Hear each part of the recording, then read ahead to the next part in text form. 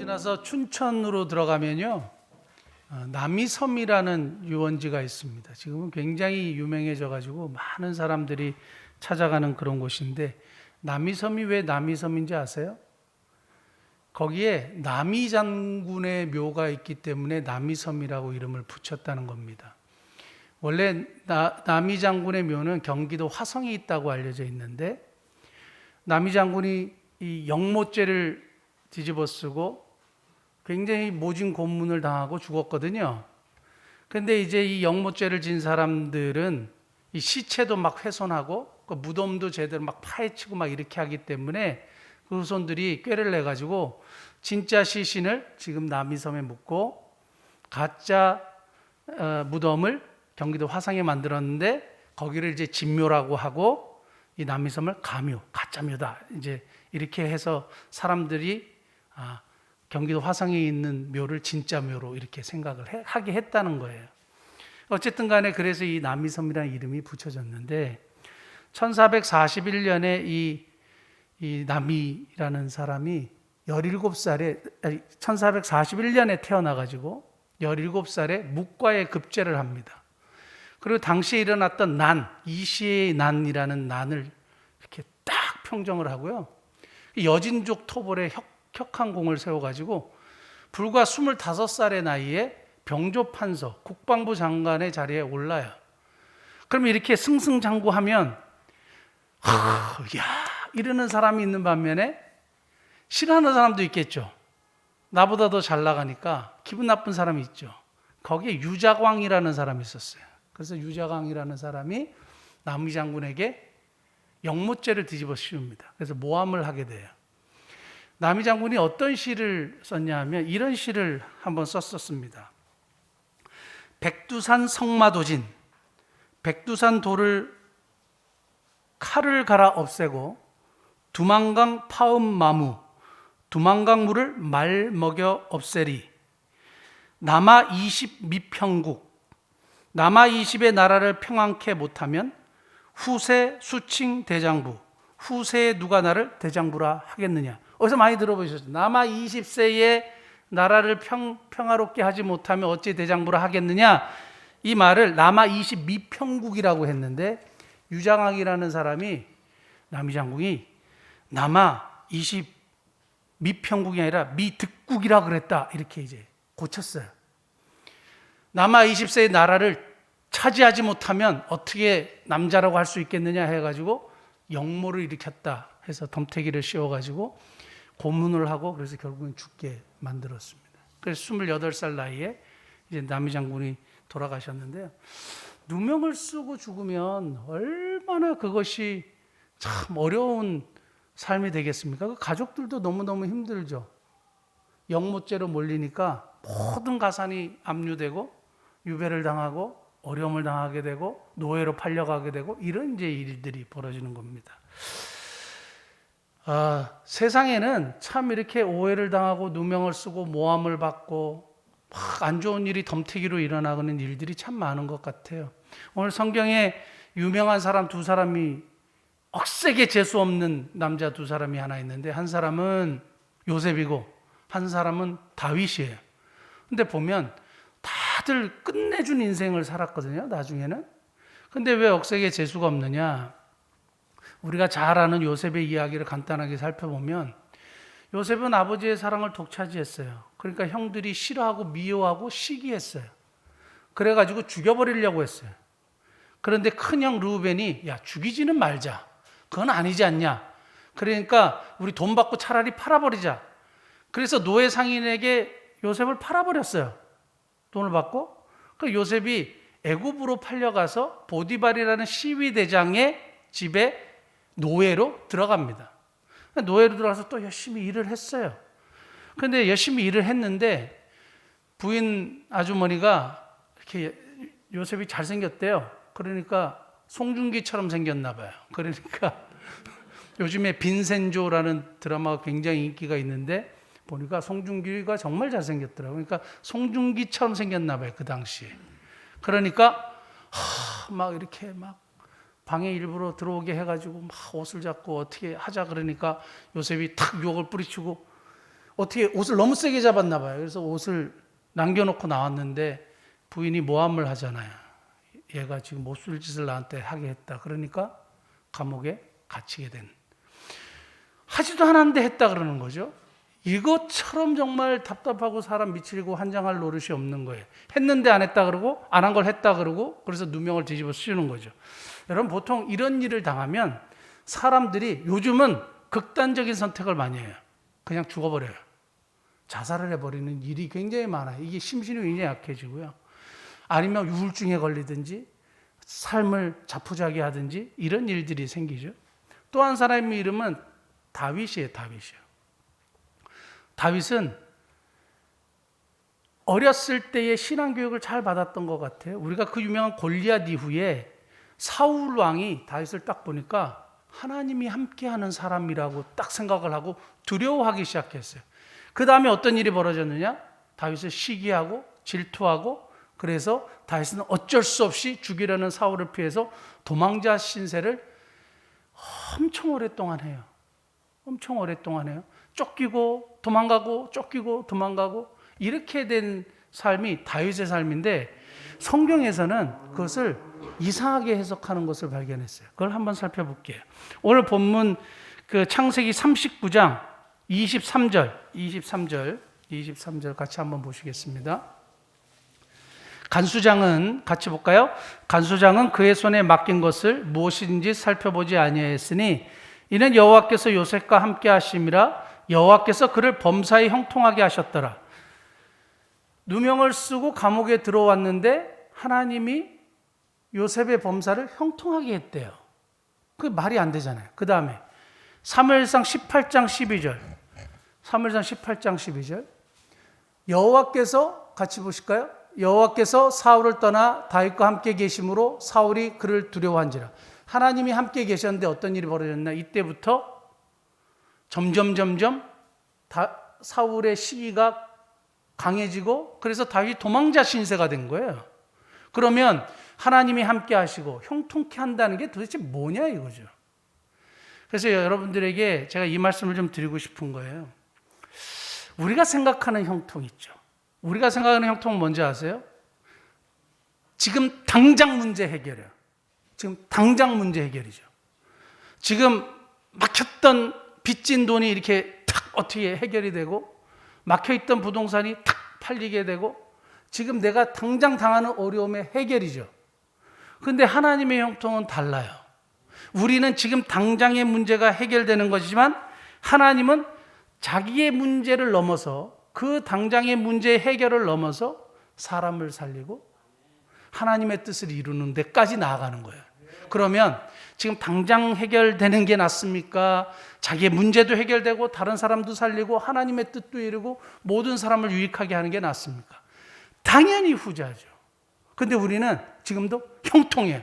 지금 당장 문제가 해결돼야 돼. 그걸 형통이라고 생각하는 거예요. 그러니까 여러분 어떤 형통을 기대하고 어떤 것을 기대하시겠어요? 그래서 저는 여러분들에게 형통에 대한 이야기를 잠깐 하고 싶은데요. 형통의 원칙이 세 가지가 있어요. 첫째는 하나님은 반드시 형통하게 하신다. 문제가 있으시죠? 하나님은 반드시 형통하게 하세요. 둘째, 하나님은 하나님의 방법대로 형통하게 하신다. 내 방법이 아니라 하나님의 방법으로. 그러므로 셋째, 하나님을 신뢰해야 된다. 이건 그냥 원칙이에요. 하나님은 우리를 형통하게 하세요. 그리고 하나님의 방법대로 형통하게 하세요. 그러니까 그 하나님을 신뢰하고 기다리세요. 이것이 형통의 원칙인데요. 저는 이 형통의 내면에 하나님은 형통하게 하셨는데 그럼 인간은 그냥 가만히 있으면 되느냐 이거예요. 그게 아니잖아요. 도대체 어떻게 하면 하나님의 형통이 내 것이 되고 하나님의 이 뜻이 이루는 그 형통이 내 삶 가운데 이루어지느냐. 쭉 성경을 보다가 정말 우리 교회 이름이 너무너무 좋은 거죠. 목민의 마음이요. 인간의 해야 되는 영역은 목민이에요. 그것을 제가 여러분들에게 좀 나누고 싶은 겁니다. 목민이라는 말은 백성을 기른다, 백성을 다스린다, 백성을 목양한다 이런 뜻이에요. 우리가 그 양을 칠 때에 목양이라고 하거든요. 그 양을 친다는 것은 양을 뭐 때리는 겁니까? 아니죠. 먹일 것을 주고 보호해주고 인도해주고 하는 이제 모든 것을 통틀어서 목양이라고 해요. 목민, 백성민, 백성들을 섬기고 인도하고 보호해주고 하는 것을 목민이라 그래요. 근데 이 목민의 대표적인 것이 예수 그리스도예요. 예수 그리스도의 마음을 목민의 마음이라고 하고, 백성을 불쌍히 여기고 그들의 필요를 채워주고 그들을 구원하고 심지어 자기의 목숨까지 주는 것을 목민의 마음, 이렇게 우리가 표현하는 겁니다. 이것을 기본 골자로 해서 여러분들에게 좀 말씀을 나누기를 원하는 거예요. 이 형통의 내면에 인간의 영역은 도대체 뭐냐? 그게 목민의 마음이 등장하는데요. 오늘 요셉의 이야기를 통해서 그 얘기를 하고 싶은 겁니다. 세 가지인데요. 첫째는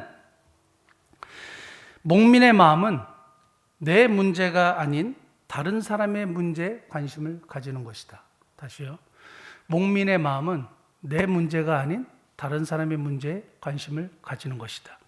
누명을 쓰고 감옥에 가면, 그리고 내가 모함을 당하거나 어려움을 당할 때 일반적인 사람들은 어디에 신경을 쓰느냐? 내 문제 해결에 신경을 써요.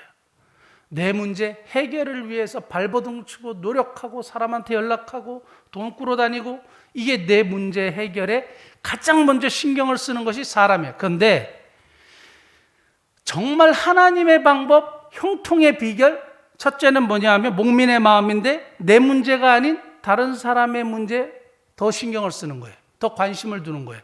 관심이 나에게서부터 벗어나 다른 사람에게 있어야 돼요.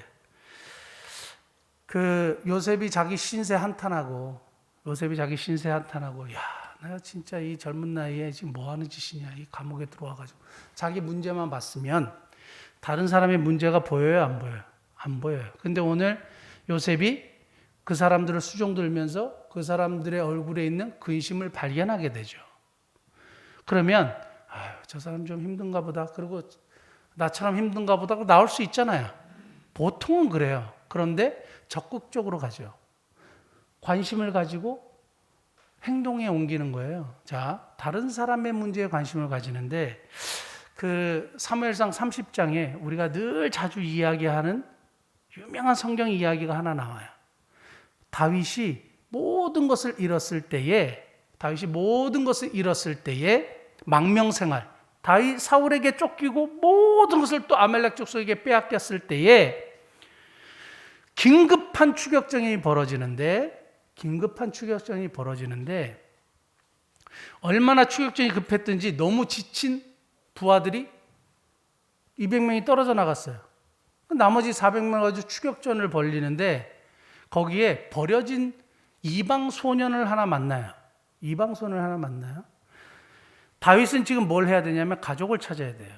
재산을 찾아야 돼요. 그리고 잃어버린 아내와 자식과 부모를 찾아야 돼요.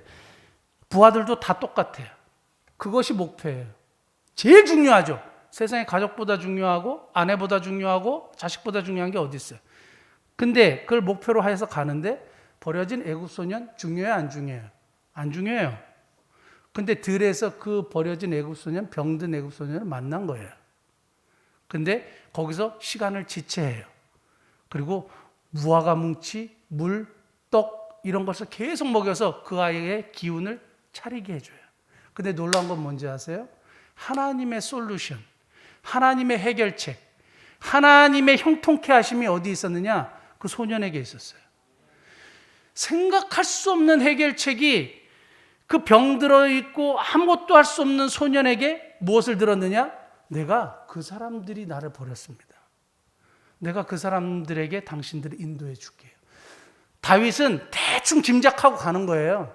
어디로 가야 할지 사실 정확하게 몰랐어요. 이렇게 했을 것이다 추적해서 가는데, 정확한 장소를 누가 알고 있었느냐? 얘가 알고 있었어요. 그래서 얘가 형통케 하는 거죠. 그렇다면 다윗에게 있어서 목민의 마음, 다른 사람에 대한 관심이 없었으면 그 일이 이루어졌을까요? 없는 거예요. 여러분, 핵소름이 뭔지 아세요? 핵소름? 소름이 끼치는데 핵폭탄처럼 막 소름이 확 끼치는 걸 핵소름이라고 요즘 젊은 사람 그러는데요. 제가 어저께 핵소름을 경험을 했어요. 그 금요일 날 우리가 필리핀에 이 음향과 악기들을 보내고 오후에는 마스크를 태국에 1만 장 보냈습니다. 치앙라이에 보냈어요. 치앙마이가 아니고 치앙라이 선교사님이 계시는 곳에 보냈는데 사실은 제 계획은 다음 주에 보낼 계획이었어요. 근데 이왕 보내는 거 그냥 오늘 다 보내버리자 하고 이제 박스를 싣고 여기 강일동 우체국에 가가지고 그걸 붙였어요. 그런데 붙이는 과정에 배로 보내면 얼마입니까? 그랬더니 배로 보내는 건 굉장히 저렴한 거예요.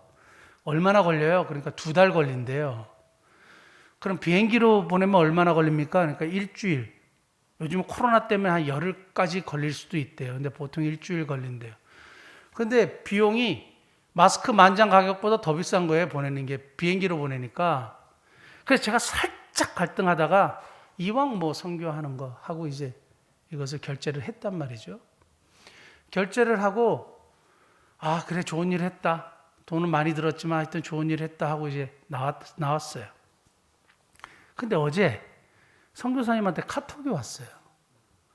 카톡이 뭐라고 온지 아세요? 그때 갑자기 소름이 촥 돋는데 자기도 몰랐는데 어제 제가 이거 마스크를 딱 그 빠른 우편으로 보내는 그때에 발표가 나왔었대요. 무슨 발표냐? 태국의 치앙라이에 행정명령이 떨어졌는데 마스크를 벗고 바깥으로 나오는 사람에게 벌금형을 매긴다는 행정명령이 떨어졌대요. 근데 선교사님이 돌보는 사람들은 마스크를 살 수 없는 사람들이 너무너무 많다는 거예요. 대부분이 다 그런 거예요. 장애인들이요. 근데 이 사람들은 마스크도 없을 뿐만 아니라 밖에도 그럼 못 나오는 거죠.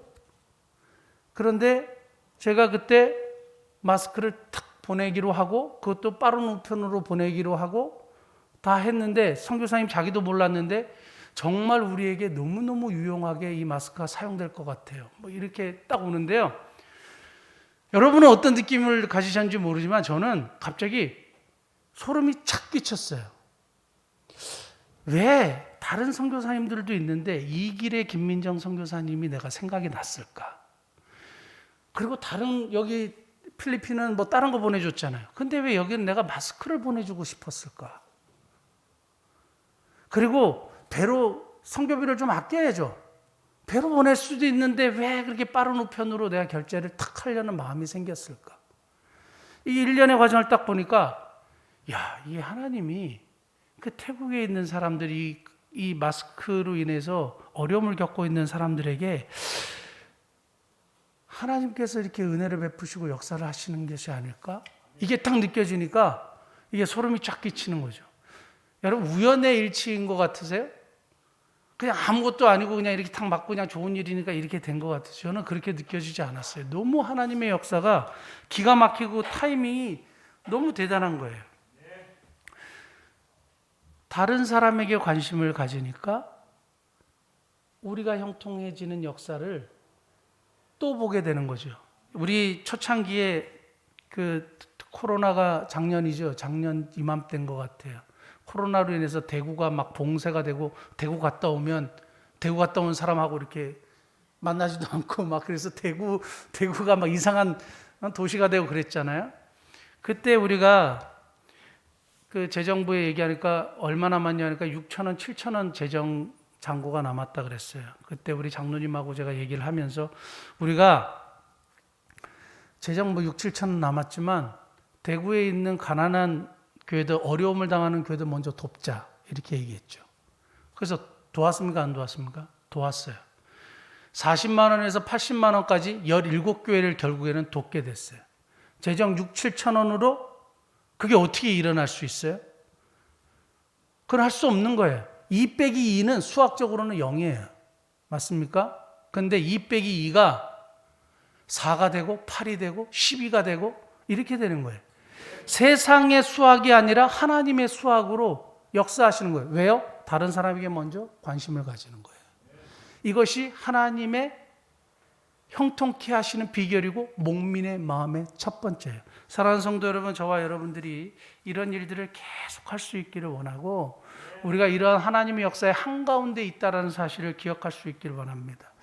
어제 한 권사님으로부터 또 연락을 받았어요. 그게 뭐냐? 저희가 그 올해 원래 코로나가 잠잠해지면 소망의 집 아이들 장애인 가족들 데리고 강릉에 제가 바다 구경 시켜주러 간다 그랬잖아요. 근데 어제 오전에 어느 권사님 전화 와서 제가 예약할게요. 본인이 노인들을 데리고 이렇게 버스를 대절해 보니까 한 150만 원 정도 들더라. 버스 대절비가. 그 버스 대절비를 제가 내겠습니다. 제가 예약하겠습니다 하고 연락이 왔어요. 감사하지 않습니까? 또 하나 더 있어요. 우리가 그 개척교회 목사님 사모님, 미자리 교회 목사님 사모님 한다 그랬잖아요. 그래서 누가 본인이 생기는 돈으로 이렇게 계속하자고 얘기했다고 말씀드렸잖아요. 30명 할 수 있는 헌금이 또 들어왔어요. 이거를 어떻게 설명을 할 수 있겠어요? 목민의 마음이에요. 하나님은 우리를 형통케 하시는데 우리가 다른 사람에 대한 관심을 가지지 않으면 형통의 역사는 일어나지 않아요. 하나님이 채워주시고 문제를 해결해 주시는 역사가 일어나지 않는다고요. 저와 여러분들이 내 문제에만 빠져 있으면 아무것도 일어나지 않고 아무 역사도 일어나지 않아요. 우리들의 관심을 지금 나의 경제의 문제나 지금 나이가 가지고 있는 고통의 문제에서 벗어나서 다른 사람의 문제를 볼 수 있는 그런 눈을 저와 여러분들이 가질 수 있기를 원합니다. 자, 이사야 58장 10절 11절 한번 보시면 이사야 58장 10절 11절 한 번만 찾아보세요. 유명한 말씀이 하나 있는데요. 자, 그 다음 11절 먼저 한번 해주실래요? 우리가 이 말씀을 너무너무 잘 알아요. 여호와가 너를 항상 인도하여 메마른 곳에서도 내 영혼을 만족하게 하며 내 뼈를 견고하게 하리니 너는 물된 동산 같겠고 물이 끊어지지 아니하는 샘 같을 것이라. 엄청난 복의 말씀이잖아요. 근데 여기에 전제 조건이 있어요. 뭔지 아세요? 10절 넘어가 볼게요. 10절. 줄인 자에게 내 심정을 통하여 괴로운 자의 심정을 만족하게 하면. 이게 전제 조건이에요. 이게 뭐예요? 목민의 마음이에요. 여러분 문제가 해결되고 번성하기를 원하고 형통하기를 원하시죠. 그 전에 뭘 해야 되느냐 하면 다른 사람의 줄인 자, 어려운 자, 괴로움을 당한 자에게 관심을 가지는 거예요. 두 번째, 목민의 마음은 사람을 이용의 대상이 아닌 나에게 맡겨진 대상으로 본다. 이거예요. 제가 오늘 그 창세기 40장 다시 한번 돌아가 보실래요? 아주 중요한 단어를 하나 발견했는데요. 히브리 성경을 보다가 40장 4절. 친위 대장이 요셉에게 그들을 수종들게 하매 요셉이 그들을 섬겼더라. 여기서 친위 대장이 요셉에게 그들을 수종들게 하매, 이 단어가 파카드라는 히브리어예요. 파카드라는 히브리어는 맡겼다 또는 섬겼다, 맡겼다, 결국에 나중에 구원한다 라는 말 뜻까지 이렇게 포함하는 단어거든요. 그러니까 시위대장이 요셉에게 뭘 맡겼어요? 이 두 사람을 맡겼어요. 근데 나중에 보면 하나님의 형통케 하신 역사를 보면 하나님께서 사실은 이 두 사람을 요셉에게 맡긴 거예요. 만나게 하신 거예요. 나에게 맡긴 사람이에요. 근데 내가 내 문제에만 빠져 있고 관심이 없으면 나에게 맡긴 사람을 섬길 수가 없는 거죠. 그런데 나에게 맡긴 사람이라고 생각하고 수종을 들었어요. 열심히 섬겼어요. 자, 보십시오. 목민의 마음은 사람을 이용 대상이 아닌 섬김의 대상으로, 나에게 맡겨진 대상으로 보는 것이다. 우리가 어떤 사람을 만나는 것이 저는 우연이 아니라고 봅니다. 우리 만남은 우연이 아니야.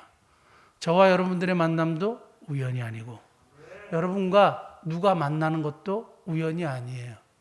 이게 하나님의 섭리 가운데 있는 만남이에요. 그러니까 내가 지금 만나고 특별히 어려움을 당한 사람을 만나는 것은 나에게 맡겨진 사람으로 보는 거죠. 이 사람 권력 있고 힘 있으니까 내가 이 사람 잘 이용해가지고 이 문제를 좀 해결해 봐야지. 될 것 같으세요? 안 될 것 같아요? 절대 될 수 없어요. 근데 사람들은 자꾸 그 착각에 빠져요. 좀 힘이 있고 능력 있고 돈 많은 사람, 저희 그 목민성교회나 이런 거를 해보면 돈이 많은 사람들이 할 것 같죠? 전혀 그러지 않아요. 전혀 그러지 않아요. 놀랍지 않습니까? 전혀 그러지 않아요. 사랑하는 성도 여러분, 사람을 이용 대상으로 보지 아니하고 나에게 맡겨진 대상으로 보는 거죠. 제가 그 소망의 집에 자주 가잖아요. 소망의 집에 이제 정기적으로 가는 이유가 막 여러 가지 얘기를 하시지만 제 마음속에 이게 있어요. 내가 이 친구들을 만난 이유가 뭐지? 어떻게 소망의 집을 가게 됐지? 그리고 그저께도 이제 그 특별히 재영이라는 아이, 이렇게 몸이 많이 비뚤어진 아이 이렇게 보면 제가 가면 막 소리를 질러요. 근데 그저께 이 마시는 요구르트를 이렇게 먹이는데 왜 이렇게 마음이 짠한지 몰라요. 그래서 제가 마음속으로 했어요. 그래, 재영아, 내가 너 먹을 거 항상 내가 있는 동안은 항상 갖다 주고 사줄게. 그 마음속으로 그렇게 얘기하고 왔어요. 얘기하고 왔는데요. 왜 그러느냐? 나에게 맡긴 대상으로 보는 거예요. 제가 이 장애인들 이런 거 막 사진을 찍어가지고 내가 이렇게 막 보통 이제 정치인들이나 이런 사람들을 보면 갑자기 선행 한번 베풀고 막 사진 찍고 막 신문에 내고 막 알리고 막 이러잖아요. 제가 그래가지고 유명한 목사가 되기를 위해서 그런 일을 할까요? 그러지 않아요. 뭐냐? 그들은 이용의 대상이 아닌 나에게 맡겨진 대상으로 보는 거예요. 여러분, 누구를 만나든지 간에 이 사람이 나에게 맡겨진 사람이구나 생각하고 섬기실 수 있길 바랍니다. 예상외로 나의 문제가 거기서 해결될 수 있어요. 나의 문제가 정말 뜻밖의 말도 안 되는 상황에서 해결될 수 있어요. 이게 하나님의 방법이에요. 형통은 내가 목민의 마음을 가지고 사람을 대할 때 내가 섬길 대상으로 맡겨진 대상으로 보는 거예요. 요한복음에 보면 예수님이 이런 말씀을 굉장히 많이 하셨어요. 내게 주신 자, 내게 주신 자, 내게 맡겨주신 자. 그를 11번 정도 하셨어요. 제가 오늘 다 찾아봤는데요. 한 구절만 찾아볼게요. 요한복음 18장 9절. 요한복음 18장 9절. 이는 아버지께서 내게 주신 자 중에서 하나도 잃지 아니하였사옵나이다. 내게 주신 자 중에서 하나도 잃지 아니하였사옵나이다. 이렇게 기도하고 결국에는 예수님의 십자가상에서 마지막 오르편 강도까지 구원하고 예수님 돌아가셨죠. 예수님은 언제든지 사람을 대할 때에 내게 맡겨주신 자 이렇게 여겼어요. 목민의 마음이 예수님의 마음이고 내가 만나는 어려움을 당한 사람, 도움이 필요한 사람, 그 사람이 나에게 맡겨준 대상으로 생각하고 잘 섬기실 수 있는 저와 여러분들이 될 수 있기를 바랍니다. 자, 세 번째요. 목민의 마음은 지금 눈에 보이는 도움이 필요하니 먼저 돕는 것이다. 지금 눈에 보이는 도움이 먼저 필요하니 먼저 돕는 것이다. 눈에 딱 띄었죠. 그러면 이 사람 먼저 돕는 거예요. 이 사람 먼저 돕는 거예요. 하나님의 형통의 역사는 어디서부터 오느냐? 지금 내 눈에 딱 띈 도움이 필요한 사람을 돕는 거예요. 이거 행동해야 돼요. 행동하셔야 돼요. 지난번에 제가 너무너무 감사했던 것 중에 하나가 이것도 또 우리 교회 간증이죠. 이건 참 너무너무 감사한데 필리핀이 락다운 돼가지고 그 락다운이 됐다는 건 봉쇄령이 내렸다는 거예요. 그러니까 오고 가도 못해요. 그러니까 빈민들이 먹을 것이 없잖아요. 일을 할 수가 없어요. 그래서 정부에서 통조림이 이렇게 몇 개 나오는데 그것도 못 받는 사람들이 있으니까 어떻게 돼요? 굶을 수밖에 없어요. 누가 도와주지 않으면 죽는 거예요. 그래서 이번에 그 코로나로 인해서 많은 빈민들이 죽어가는 일들이 굉장히 많았어요. 발표되지 않고 우리가 별로 관심이 없었지만 사람들이 되게 많이 죽었어요. 왜? 먹을 것이 없어가지고. 우리는 그냥 뭐 락다운 돼도 뭐 먹을 거 있고 막 코스트코나 뭐 이렇게 이마트 가고 막 사가지고 막 라면 끓여 먹고 혹시 그럴까봐 그런 사람들도 많이 있었어요. 근데 거기는 먹을 것 자체가 없고 살 수 있는 돈이 없으니까 아무것도 없었어요. 그렇게 굶는 사람이 있다는 얘기를 듣고 우리 장로님하고 운영위원회에서 좀 의견을 좀 내시라고 이렇게 얘기했더니 참 저는 지금 생각해도 그 하나님 주신 마음이었을 것 같아요. 우리가 특별헌금을 하시면 어떻겠냐고. 그래서 특별헌금 했잖아요. 우리 교회에서 특별헌금하고 다른 곳에서 또 목민선교회 그 이야기를 했더니 사람들이, 그래서 우리가 200가정 도왔어요. 그때 딱, 그 다음에 또 100가정을 더 도왔어요. 이게 어떻게 가능하냐? 지금 눈에 보이는 시급한이 먼저 돕는 거예요. 그렇다고 우리가 가난해졌습니까? 우리가 막 찌그러들었습니까? 아니에요. 하나님의 방법으로 계속적으로 이런 사역이 풍성하게 일어나도록 하나님이 도우셨어요. 눈에 보이는 시급한 사람 먼저 도울 때에 형통케 하시는 하나님의 역사가 일어나는 줄 믿습니다. 사무엘상 30장 11절 12절 한번 볼까요? 11절 12절. 아까 다윗의 이야기를 했는데요. 다윗의 무리가 들에서 버려진 애굽 소년, 병든 소년이에요. 병든 소년을 만나서 뭘 줬느냐? 떡을 줬어요. 그리고 물을 마시게 했어요. 12절. 무화과 뭉치에서 뗀 덩이 하나와 건풍이 2송이를 줬어요. 왜냐하면 사흘 동안 떡도 먹지 못하였고 물도 마시지 못하였고 아무것도 못했어요. 왜냐하면 돌봐주는 사람이 없었어요. 죽어가고 있었던 거죠. 그런데 다윗은 지금 굉장히 심각한 상황이에요. 빨리 가야 돼요. 지금 부인 찾으러, 아들 찾으러, 딸 찾으러 가야 돼요. 근데 거기서 멈춰서 자기들이 추격 전에 필요한 것들을 그들에게 먼저 줬어요. 그런데 어떻게 했어요? 형통케 됐어요. 그렇게 어떻게 됐냐면 형통케 된 거예요. 하나님이 저거 수천 배로 갚아주셨어요. 아말렉 족속에 갔더니 그들이 약탈한 물건이 어마무시하게 많은 거죠. 그걸 다 자기 것으로 이제 했죠. 사람들이 다 나누었죠. 이거예요. 하나님이 형통케 하시는데, 하나님의 방법으로 형통케 하시는데 우리가 해야 되는 영역은 뭐냐? 목민의 마음을 가지고 다른 사람을 먼저 섬기는 거예요. 저는 이것이 우리가 해야 되는 가장 중요한 일이고, 제가 목민교회를 이름을 바꾼 이유가 바로 여기에 있어요. 예수님의 마음으로 가지고 백성을 섬기고 그들의 눈물을 닦아주고 그들을 먼저 섬기자. 왜냐하면 하나님의 솔루션과 하나님의 형통케 하심이 거기 있기 때문에 그래요.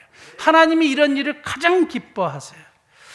정말로 이런 일들을 쭉 보면서 한 가지 이야기만 하고 말씀 마치려고 합니다. 제가 아주 모델로 삼고 싶어하는 한 이야기가 있어요. 여러분 잘 들어보세요. 16명의 권사님과 집사님들, 16명의 권사님과 집사님들이 있었어요. 시카고에. 레바 기독교 단체라는 단체였어요. 그분들의 이야기인데요. 한 26살에 아주 이쁘고 매력적인 아가씨가 한 사람이 있었는데요. 병에 걸렸어요. 루게릭병이라고 아세요? 이렇게 세포가 점점 죽고 몸이 굳어가고, 그래갖고 나중에는 말도 못하고, 그래서 대소변을 다 받아내야 되고 하는 그런. 그래서 이렇게 걷다가 쌩쌩했는데 그 다음날 이상하고, 그 다음에는 몸을 못 움직이고, 그 다음에 휠체어에 앉게 되고, 그 다음에는 전동 휠체어를 타고 가다가 나중에는 아예 움직이지도 못하고 눈만 껌뻑껌뻑거리고 이런 상황이 되는 거죠. 사람마다 정도의 차이는 있는데, 이 루게릭병에 걸린 26살의 아주 아리따운 아가씨를 기독교의 아주 유명한 필립 얀시라는 저자가 있어요. 기독교 변증론, 또 이 기독교가 어떤 것인지 기가 막히게 말을 잘하고 책을 많이 쓴 분이에요. 근데 이분이 이 여인을 만났단 말이에요. 이름이 마르다예요. 마르다를 만났는데 어떤 논리적인 것도, 어떤 하나님의 소망도, 어떤 천국의 소망도 마르다에게는 들리지 않더라는 거예요. 마르다가 원하는 거는 이게 흐르는 침이 안 흘리기를 원하는 거고, 이게 처지는 몸이 안 처지는 허리를 갖고 싶어 하는 거고, 이랬다는 거예요. 아무리 얘기해도 마르다가 천국의 소망이나 하나님에 대한 마음을 갖지 않는다는 거예요. 예수님의 복음이 안 들어온다는 거예요. 그런데 점점 이 친구가 죽어가게 되고 몸이 굳어가게 되는 이런 상황에서 소원이 생겼어요. 내가 집에 가가지고, 중환자실이 아니라 집에 가가지고 2주 동안만 내가 사랑하는 친구들 한 사람 한 사람 다 만나고 내가 죽음을 준비하면 좋겠다, 이런 생각을 한 거예요. 말은 조금 할 수 있었나 봐요. 그 이야기를 탁 듣고 눈에 보이는 시급한 사람. 레바 기독교 단체의 권사님 집사님들 16명이 그 소식을 딱 듣고 우리가 하자 이렇게 된 거예요. 어떻게 했느냐? 중환자실에 있을 때는 정부 보조가 나와요. 루게릭 병원. 그래서 24시간 연속 간호를 다 가능하게 하는데 집으로 오면 정부 보조가 끊겨서 아무것도 할 수 없어요. 근데 마르다는 그런 돈이 없거든요. 부모님도 없어가지고. 그러니까 그 소식을 듣던 레바 기독교 단체 권사님 집사님들이 오케이, 오늘은 집사님이 해. 내가 오늘은 집사님 집에 가가지고 집사님 애들을 내가 밥 해주고 설거지 해줄게. 오늘은 집사님이 하고 두 분은 마르다 옆에 있고 두 분은 빨래하고 청소하고 우리가 집사님, 권사님 집에서 애들 봐주고 청소해주고 다 해줄게. 그래서 이분들이 막 2주 동안은 풀셋을 한 거예요. 막 서로 의논하고 탁 했어요. 그래가지고 이제 마르다 집에서 봉사하는 권사님 집사님들이 마르다를 목욕시켜주고 침 닦아주고 변 받아주고 사랑해주고 뽀뽀해주고 안아주고 이렇게 했어요. 어떤 일이 일어난지 아세요? 마르다가 그들 삶에서 보여지는 예수님의 사랑을 느끼고 예수님을 자기 인생의 구주와 주님으로 영접했어요. 그리고 하나님이 자기를 사랑한다는 사실을 죽기 전에 깨닫게 된 거예요. 죽기 전에 깨닫고 예수 그리스도를 구주와 주님으로 영접하고 제가 세례를 받고 싶습니다. 그래서 많은 사람들 앞에서 세례를 받고 그리고 다음날 세상을 떠났어요. 세상을 떠났어요. 어려운 문제를 딱 봉착했을 때, 야, 그런 사람을 우리가 어떻게 돕지? 이게 아니에요. 나에게 맡겨진 사람이라고 생각하고 눈에 보이는 시급한 사람들, 정말 그 소원을 이루어주기 위해서 크리스찬들이 탁, 그래, 우리가 할 수 있는 것 섬기자. 오늘 40장 8절 보면요. 40장 8절 보면 이 사람들이 꿈을 꿔가지고 막 곤란해지고 막 이게 막 정신이 살았고 그런데 요셉이 그 소식을 듣고 이렇게 얘기합니다. 그들이 그에게 이르되 우리가 꿈을 꾸었으니 이를 해석할 자가 없도다. 요셉이 그들에게 이르되 해석은 하나님께 있지 아니하니까 청하건대 내게 이르소서. 요셉은 꿈을 해석하는 탤런트, 재능이 자기에게 있다는 걸 알았던 것 같아요. 그래서 제가 한번 해보겠습니다. 제가 섬기겠습니다. 내가 할 수 있는 것으로 섬기겠습니다. 이거예요. 그러니까 레바 기독단체 권사님 집사님들이 내가 할 수 있는 것으로, 지식이 필요합니까? 능력이 필요합니까? 아니에요. 내가 할 수 있는 것으로 섬기는 거예요. 내가 할 수 있는 것으로 눈에 보이는 시급한 사람들, 도움이 필요한 사람 먼저 도와주는 거예요. 뭘로? 내가 할 수 있는 것으로. 내가 할 수 있는 것으로. 그러할 때 하나님의 역사가 일어나는 거죠. 결국 이 모든 것을 통해서 하나님의 형통케 하심이 일어나고 하나님께 영광을 돌리게 되는 거죠. 저와 여러분들이는 목민의 마음을 가지고 다른 사람들의 삶에 신경을 쓰고 또 관심을 가지고 섬기고 도움이 필요한 사람 먼저 돕고 그러할 때에 정말 하나님의 형통케 하시는 역사를 볼 수 있는 놀라운 은혜가 있기를 예수님의 이름으로 축복합니다. 기도하시겠습니다. 하나님,